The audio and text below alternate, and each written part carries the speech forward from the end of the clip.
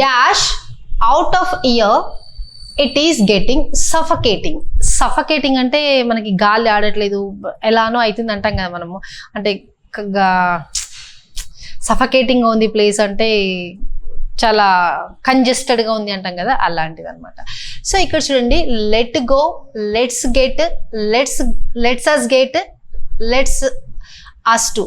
C let's తర్వాత to get ఇలా రాదు, ఇది రాంగ్.